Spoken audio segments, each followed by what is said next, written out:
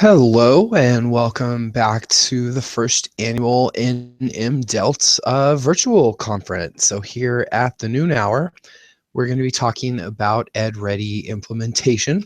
My name is Cash Clifton. I'm one of the NM-DELT master instructors, and I oversee a lot of the EdReady account creations. So if you're using EdReady, you have questions or need help with it, please consider me your go-to guy for that kind of thing. So please don't ever be shy or hesitant to email me if you ever need help with EdReady. I'm very, very excited about the rollout of this product. We've only had it available for a month, and we already have over 200 users in the state of New Mexico. So I think that is just phenomenal, considering we're only about 30 days in. Of those over 200 users, we've seen 125 students make a level gain, so I am extremely excited about the potential for this program as we begin to roll it out statewide to more and more programs. So let's get started.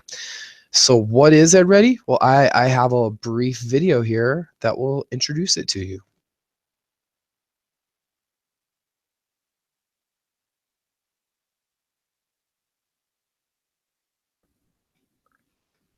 Do we have sound, Jamie? No? Please.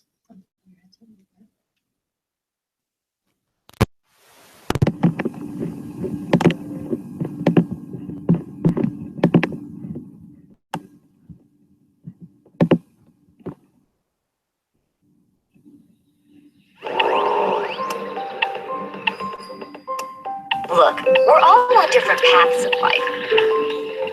And it's not always easy to find your way when thinking about college and career. There are so many possibilities. And for many of us, there are challenges that we have to overcome. Math can be a challenge that really gets in the way of our goals. Did you know that nearly half of recent high school graduates are considered not ready for college math? Often placed on a different track, spending time and money taking classes that don't earn credit.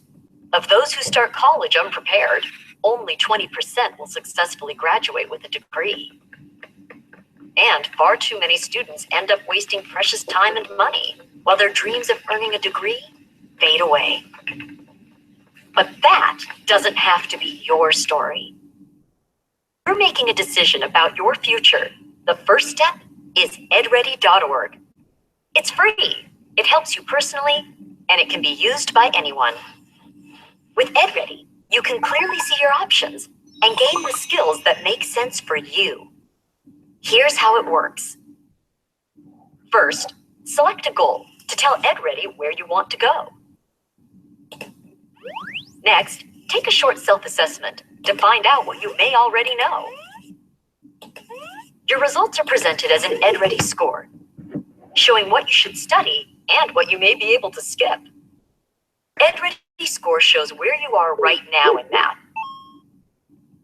You can see how far this places you from the goal you chose, shown as a target score. Your idea of where you are and where you want to go, EdReady builds a study path to help you get there. Follow your study path to reveal free online resources for each topic. You choose which resources support how you learn best. When you think you've mastered a concept, check your knowledge and watch your EdReady score improve.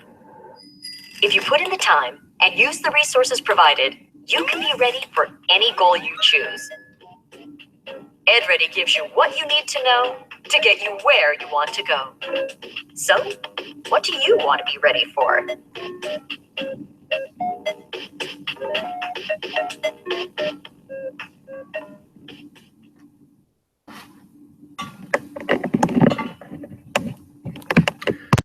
Okay, and let me just test here and make sure that I have sound again. All right, Jamie, we can hear me. Fantastic. So that's just a little overview of what EdReady is. So at this point, EdReady is exclusive to math for our state. They tell me they're working on a language arts piece. I don't have a date on the release for that, although I have been told that it's supposed to be coming by the end of the calendar year 2017. So sometime in the next few months, we should be able to roll this out for language arts curriculum as well. But at this point, it is exclusively for math. So getting started with EdReady, your students need to have some basic computer skills. You get students that are unfamiliar with basic things like a mouse, and NMDELT suggests gcflearnfree.org for those students and potentially for those faculty members who are not so familiar with this. Something I've had to deal with in my classes recently is I'm seeing this more with younger students where they're familiar with mobile devices. They're familiar with things like Android. They're familiar with things like the iPhone, but they're not necessarily familiar with how to use a mouse and a keyboard on a standard computer. So I question if we won't be seeing more of that going forward. And so there again, GCF Learn Free is a great part. So there's some basic system requirements, although the program seems to work pretty well on older computers, going all the way back to things like Windows XP. As far as the browser, these are the minimum browsers that are required. This program seems to work very well in Internet Explorer. I usually don't have very kind things to say about Internet Explorer, but this is one particular program where it seems to work very well. I tend to be a fan of Google Chrome. I think most things work best in Google Chrome. I think most things work fastest in Google Chrome. Of course, they're going to need some sort of internet connection, and they're going to need a valid email address. So when the student goes to create an account, they're going to create the account. There's going to be a link sent to their email address, so they have to know how to check their emails and remember the password and all that, which can be a bit of a challenge in my classes. So now students can get an email account from any email address. So it can be a Gmail address, it can be a Yahoo address, it could be an AOL address if anybody still uses AOL. Teachers, however, we do have to verify that you're connected to an HED funded AE program here in the state of New Mexico. And so because of that, teachers are required to request their accounts using an nmdelt.org email address. So again, only teachers are required to have the nmdelt email address. So I want to look briefly at how to create accounts. So I'm going to get out of my presentation here. So as a teacher, you're going to want to go to the nmdelt website. So we're going to go to nmdelt. So this is the nmdelt ed page. If you look right here on the left side of your screen, these are our most popular links, and right there, the third one down is to request an EdReady account. If you were in our earlier presentation day on Google Forms, this is done through a Google form. You go through, you fill out your information, you submit it, and then I will get an account created for you, and I will send your login information to your NMDELT email. So please be sure you're familiar with how to access your email, you know your passwords and all of those things. Your username is going to default to be your NMDELT email. I will assign a temporary password for you, and then you'll be required to change your password as soon as you log in. So you go through the NMDELT website to request an account for a teacher, but students actually go through the EdReady website.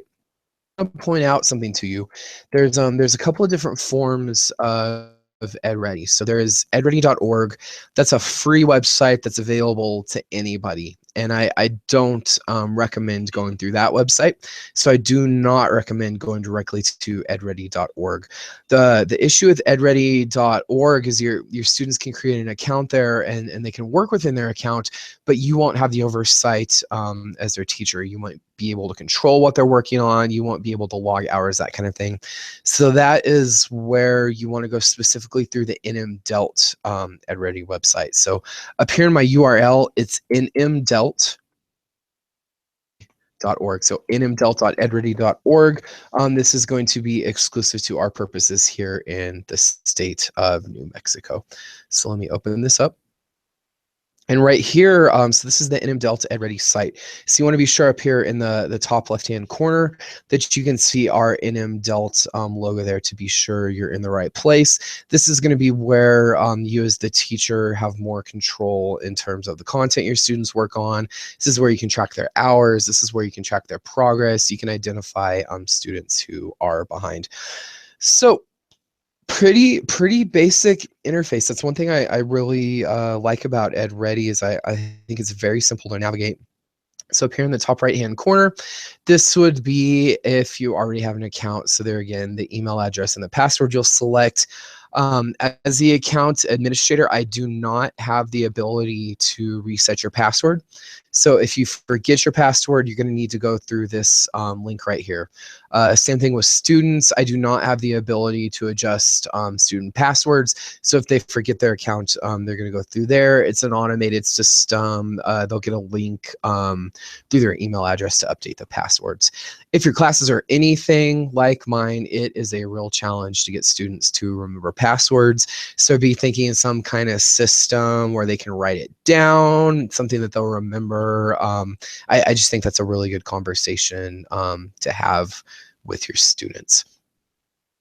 So again, the teachers request an account through the NMDELT website. The students are going to do it here through the EdReady website. And so it's this blue button right here that says Get Started. The student says Get Started. They fill in their name, their email address, the password. So here is where the students actually create a password.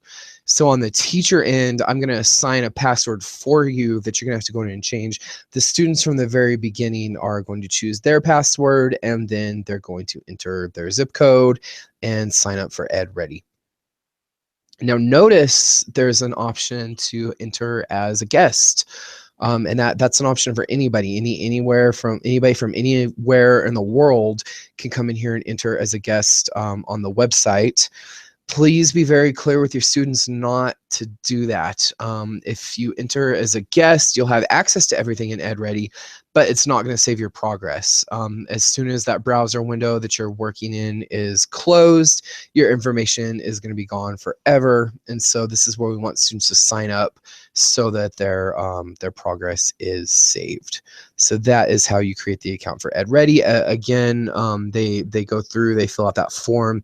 It sends a link to their email. They open their email, click the link, and then they are in the program and ready to work.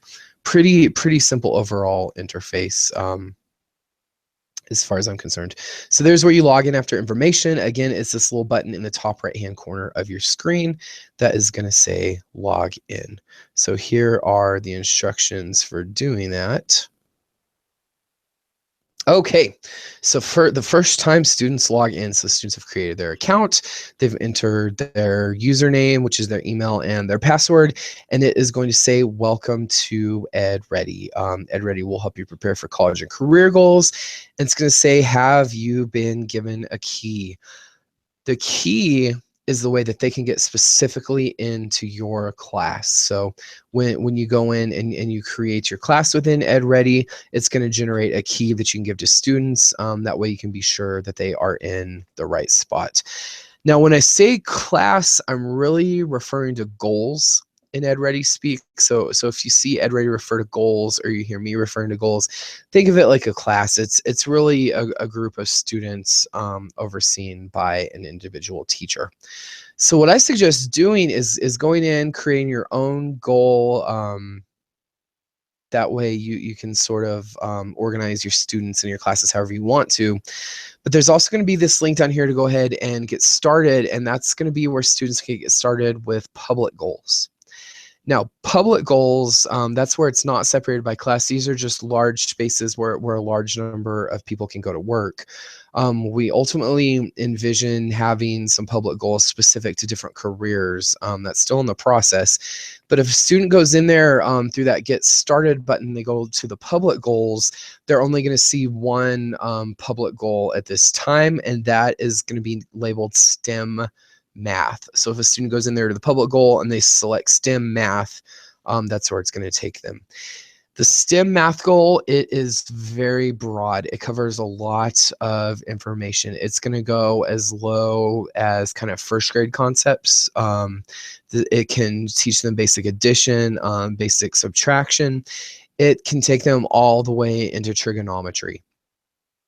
A lot of distance, and it's going to be individualized based on what your individual student needs. I suggest the students working on their HSC that you have them in private goals. That public goal is going to be, maybe you have a student who's passed the math portion of the exam. Maybe you have a student that's pretty well mastered what they need to for the HSC. This is going to be to get students ready for college and career readiness. If you ever have old students come back, maybe they've obtained their HSC and they're ready to go to the community college, they're ready to go to the university. If they test into developmental math, this public STEM goal could be a really great way for them to go in and brush up on their math skills, maybe retake the AccuPlace or whatever test it is, and potentially avoid those developmental math classes. Now the STEM goal, it's since it is a public goal, anybody can go and use the public goal, and we encourage anybody in the state of New Mexico who wants to learn math to use it. So for example, my parents' neighbor, their daughter was having a hard time in math. I set her up on the public goal, and she's absolutely loving the system. So feel free to share this with anybody. That said, if the individual is not associated with an AE program, we're not going to have a teacher monitoring their individual progress. You as the teacher aren't necessarily going to be able to see their individual progress. That's just going to be something where they want to go work on their own. The private goals are where you have that control. So be sure you're using those private goals with your students. So after they first log in, they go in and they enter the goal key. So for example, this is a screenshot where I entered a goal key for math readiness for career program. So they enter the goal key. It's going to say, okay, this is the name of what you're doing. It's really kind of a screen of, are you sure this is where you want to be? And then the student hits done, and they have confirmation that they're going to be in there. Now, this is a point in the program where pop-up blockers can be a bit of a problem, so you do want to be sure either your browser's pop-up blocker is disabled, or if it's not disabled, that you give an exception specific to EdReady, because it is going to open in a pop-up window. So the student goes ahead and gets started, and they start with an assessment. If you've ever used the ALEX program, this is a similar process as the ALEX program. So student starts out, they take an assessment. Anything they're able to do correctly on the assessment, it's going to give them credit for that. It's sort of recognizing, okay, you know how to do this. You don't need practice on this. Anything the student misses in the assessment, or anything where they click I don't know, that's going to be something that's put in their learning path for them to work on. Now, occasionally I have students kind of freak out when I say, okay, we're going to start the class with an assessment, and that's understandable. I mean, day one of the class, you if you feel like you need to start at square one, that can be overwhelming to hear. Okay, well, here's your first test. So I think it's important to introduce the assessment and let students know, you know, this is not your HSC exam. This, you know, if you do bad on the test, we're not going to kick you out of the program. This isn't assigning you a grade. This is just really to eliminate the busy work is the idea here. And if you introduce students to it like that, I think they'll have better buy-in of saying, you know, this is going to identify what you already know, because there's no point in working on what you already know. It's going to identify what you're ready to learn, so in that way we know specifically what you want to be working on. That said, if you're doing a class with EdReady, what's going to happen is your students are all going to be at slightly different places in the curriculum. Some programs, what they're doing is they're grouping students into classes, you know, a low skill, a moderate skill, and a high skill. But even there, within your students are still within the skill groups going to be at different places. They come in with different levels of prior knowledge, and they come in with different deficiencies. Now, sometimes I get a student that I introduce the assessment to them and they look at me and they say, Cash, I need to start at square one. Cash, I don't know anything. If that's the case, tell the student to get in the assessment and on every single question, just, I don't know, I don't know, I don't know. They go through and do that. That's going to be the way that they can truly start at square one. And I feel like if the student thinks that's where they need to start, they're probably right. And you know, they might get in there and surprise themselves. They might get in there and know more than they realize they do, or than they're giving themselves credit for. And in that case, they're going to be able to progress through the material relatively quickly. So please don't put any pressure on your students to score well on this initial assessment. So when they get started, there's this little pop-up box that sort of explains what I said in terms of this is to just determine what you know, what you're ready to learn next, what you need to learn, kind of thing. I just can't overstate enough. Be sure you're having conversations with your students about these things, so they don't feel too overwhelmed. So once they're in the assessment, this is what it's going to look like. So at the top there, you have the name of the assessment. This one is named Math Readiness. It's broken down into units. So this unit is covering whole numbers, and then they will have the current question to submit. Here you have the button save and close. I've found on these assessments that you can't necessarily expect a standardized time it will take the students. Sometimes I have students just go through and click, I don't know, like I said. If that's the case, this assessment may just take them a couple of minutes. I have students sometimes that feel like they're a little stronger and they want to get in, they want to work through this really slowly. And in that case, the assessment could potentially take them an hour or more. So just be aware they don't necessarily have to complete this in one single setting. If class ends, if they need a break, that's going to be what this little save and close button is down here for. Really highlight the I don't know button and let your students know there is no shame in the I don't know button. If they get onto something and there's a whole bunch of symbols on the screen that they don't even recognize, tell them don't even sweat that. Just hit the I don't know button. Now, I've in my experience, I can say that until I'm blue in the face and the students still get into the assessment and they freeze up. So I suggest when they're taking the assessment, keep an eye on them. And if you see a student that looks like they're, you know, having a panic attack, if they're holding their breath, those kinds of things, you know, tap them on the shoulder and say, you know what, if this is stressing out that much, hit, I don't know. That's just telling the program this is something that I need to learn, and really try to establish the environment where there's no shame in that. There's no shame in saying, you know what, this is a weak area for me. So once they complete this, they're going to get a pop-up that says, okay, you've completed the assessment, and you can't really see this super clearly down here, but it's going to say view the results. So they have that pop-up, they hit view the results, and it is going to take them and it's going to show them a screen that looks very much like this. It came out a little blurry, but what this purple thing here is showing is it's showing the student's score. So for example, this student scored a 38 on the initial assessment.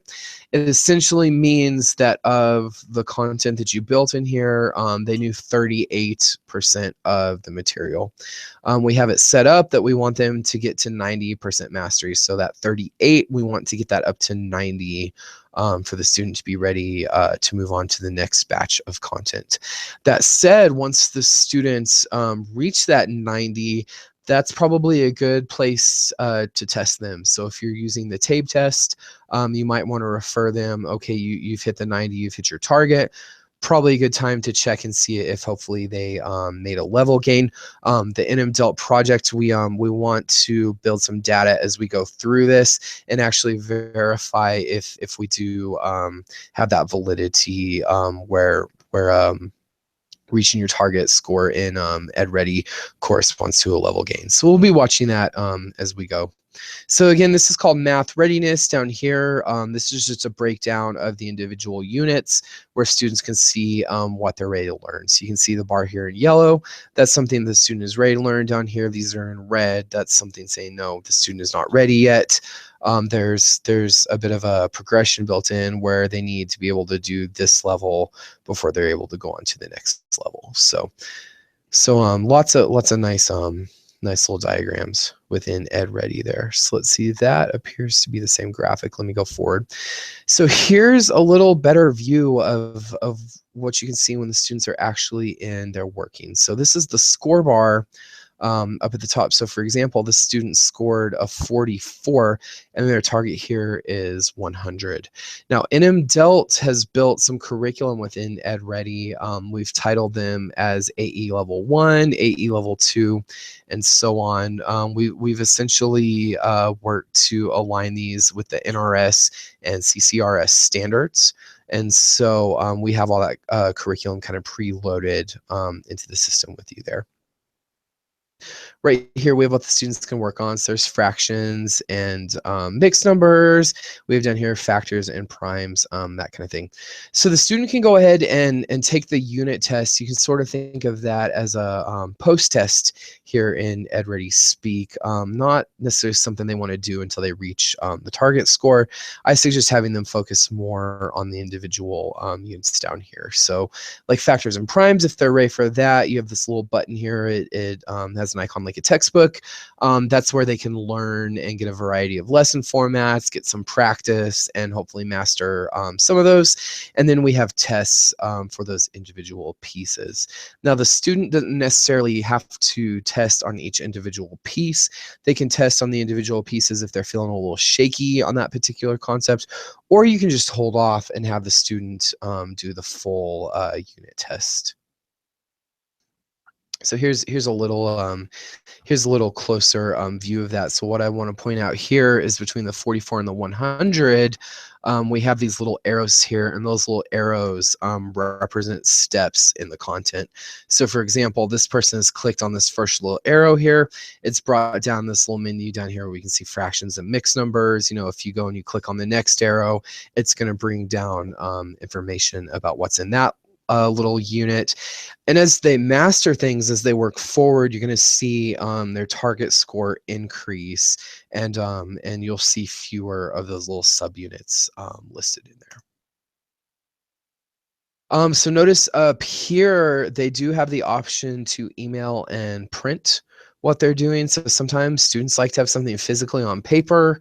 Maybe they're worried about losing this piece of the information, so they can email it to themselves, or they can print an actual copy. If the student clicks on the email icon, this little drop-down menu is going to appear, and they can either do just the individual unit, or they can do all of the units, and that's going to generate a nice copy of their study path. If they click, for example, on just this unit or all this units, you're going to see this little dialog box pop up. It says your email address. That's already going to be filled in for the student. And then below here is if they want to send a copy of the study path to anybody. So depending on how you want to structure your class, that would be an option to have the students email their individualized study paths to you.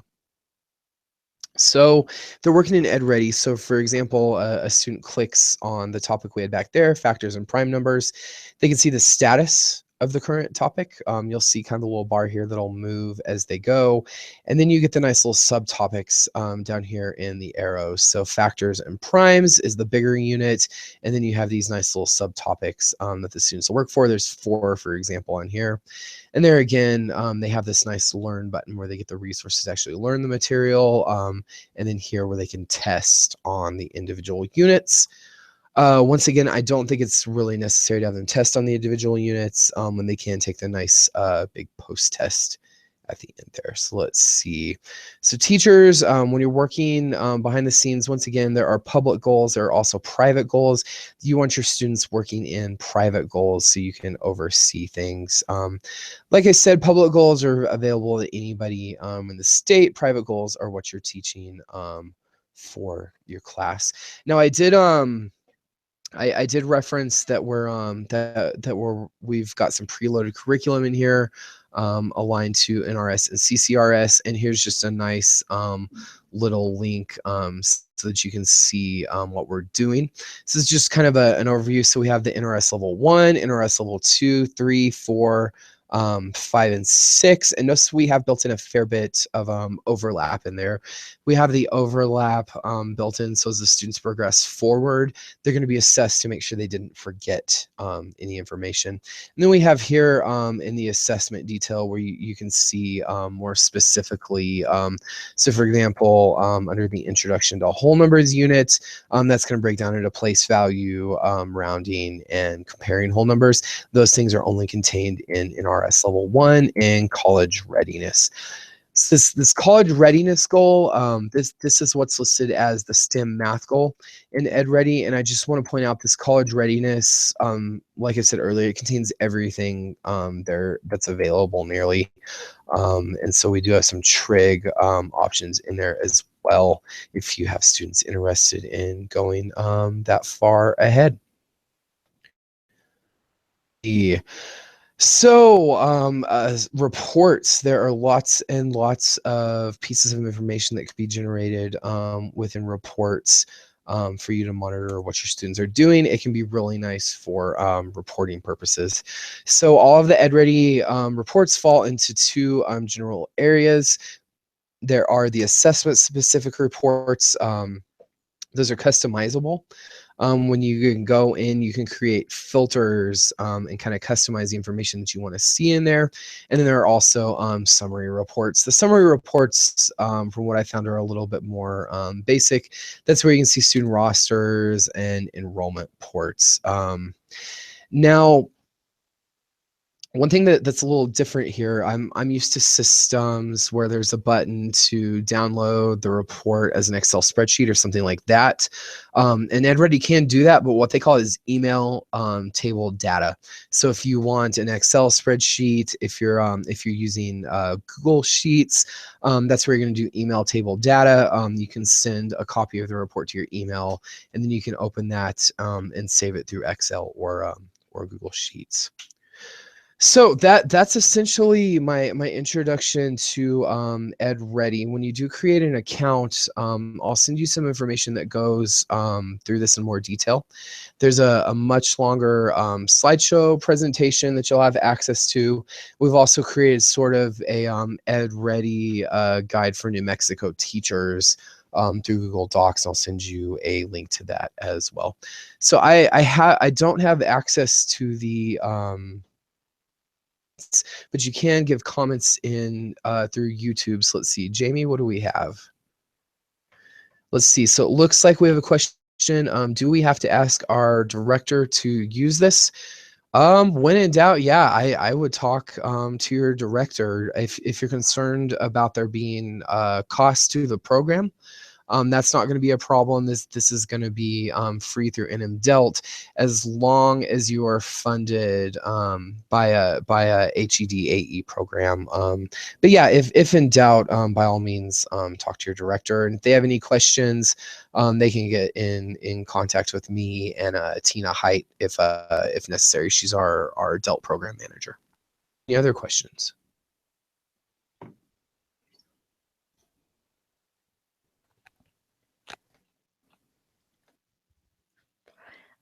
We actually had one person ask about the tutorial in the whole numbers unit. Nancy said that when she went in as a student, the whole number tutorial did not load. So I've been into some of these units and I have been successful in getting those to load. So we tried to do a pretty thorough vetting process trying to launch this. So like I went in with my Windows 10 device. I blew the dust off of my old Windows Vista laptop. We've gone in on Apple devices. We've gone in on mobile devices, and we've had some luck in getting that to work. So I wonder if there's some sort of system updating process that's necessary on your device. I also wonder if maybe blocker. is a good idea. And then it also could be an issue with the internet connection. If I'm not mistaken, that was Nancy who asked the question, correct, Jamie? If I'm not mistaken, Nancy, you're out in Roswell, so I'm not sure what kind of internet connection you would have out there. So I I guess the short answer is it could be a variety of issues. So feel free to shoot me an email if you want to speak more one-on-one to that. Let's see. And Nancy said I could go to the next tutorial, but the whole numbers would not work. Do me a favor, Nancy. If you'll shoot me an email about that, I can forward that to the EdReady tech support team and have them go in and make sure we don't have any settings or anything off in there. That said, EdReady did do a pretty thorough update this week. I think it happened Wednesday, so there is also some potential that it was addressed in that. But yeah, please shoot me an email and we can look at that more in depth. Jamie, do we have any other questions?